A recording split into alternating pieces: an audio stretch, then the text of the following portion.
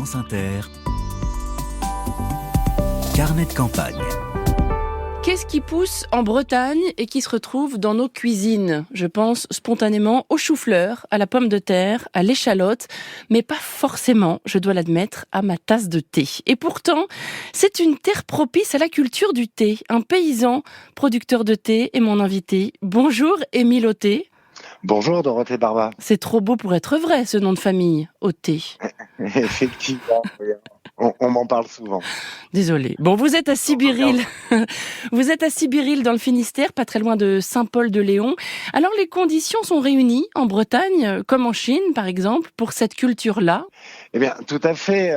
En baie de Morlaix et en Finistère, au sens large, on profite d'un climat qui est tout à fait adapté au théier. Il faut savoir que le théier est un camélia, le Camellia sinensis, qui est le cousin du Camellia japonica, le fleuri que nous avons tous dans nos jardins. Finistère, terre de camélia, c'est bien connu en Bretagne. Et ce théier qui vient initialement, sa région endémique est le Yunnan en Chine, que l'on appelle la région du printemps éternel, puisqu'il y a une belle brume qui englobe la montagne chaque matin et un beau soleil l'après-midi. Et c'est exactement ce que l'on retrouve chez nous en Bretagne. L'hydrométrie, si vous me permettez, est satisfaisante ? Effectivement, on dit chez nous qu'il fait beau plusieurs fois par jour et cet arrosage régulier permet aux camélias de s'épanouir merveilleusement bien. Alors, quelle est la genèse de votre histoire, Émile Auté ? Comment en êtes-vous venu à planter du thé ? Eh bien, après une première carrière dans la restauration, ma dernière affaire était un bar à cocktail et c'est en faisant des recherches d'infusion, de décoction de thé Earl Grey que j'achetais en pensant que c'était des thés de qualité, que je me suis aperçu que dans ces thés-là, on ne trouvait que du thé noir ou éventuellement des pétales de bleuet, sauf que le Earl Grey, c'est à la bergamote et que la bergamote est une agrume.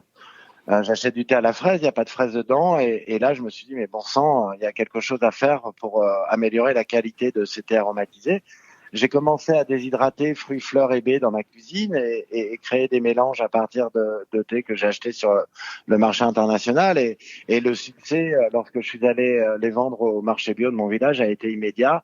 Les gens m'ont dit oui, effectivement, c'est bien meilleur avec de vrais fruits dedans. Et c'est ce qui m'a amené à vouloir produire mes fruits. Et ensuite, je me suis dit, mais pourquoi on ne produit pas du thé en France ? C'est jamais qu'un camélia. Il n'y a aucune raison que ça ne pousse pas bien. Et j'ai fait mes premiers essais de semis dès 2016. Et ça évite de consommer un produit qui a fait un très grand voyage en bateau.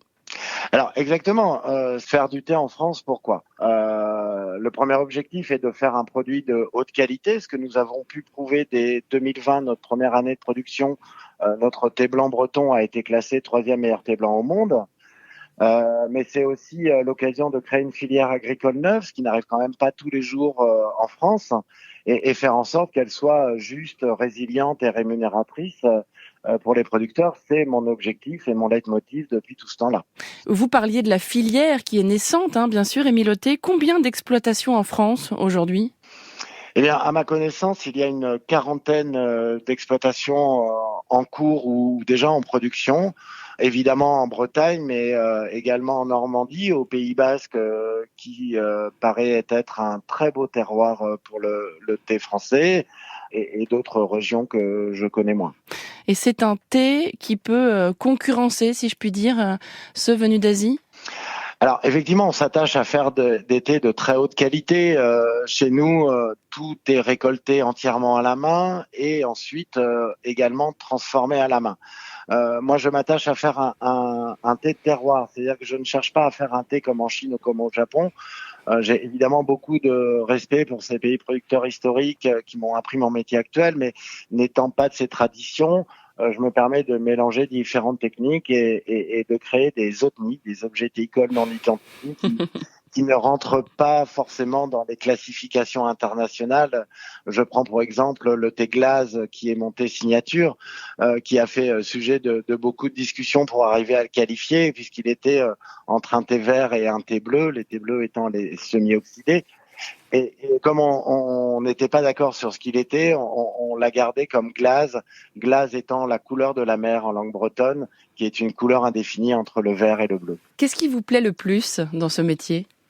Eh bien, d'être au contact des paysages bretons et de sa terre. Lorsque j'étais petit, je disais quand je serai grand, j'aurai une ferme. Eh bien, ça y est, je suis grand et j'ai une ferme. J'ai pu réaliser ce rêve d'enfant. Est-ce que vous diriez, Émile Autet, que le thé, c'est typiquement un produit qu'on ne pense pas assez à interroger? Alors effectivement, c'est un produit que en France et en Europe, de manière générale, on connaît assez peu. Malheureusement, nos habitudes de consommation ont été conditionnées par le petit sachet jaune que l'on met dans un grand mug. Et autant vous dire que c'est le degré zéro de l'art de l'infusion. C'est quelque chose sur lequel je travaille beaucoup, puisque en ce moment d'ailleurs, c'est ce qui occupe mes journées. Autant l'été, du printemps à l'automne, je suis concentré sur les récoltes et la transformation de ce thé breton.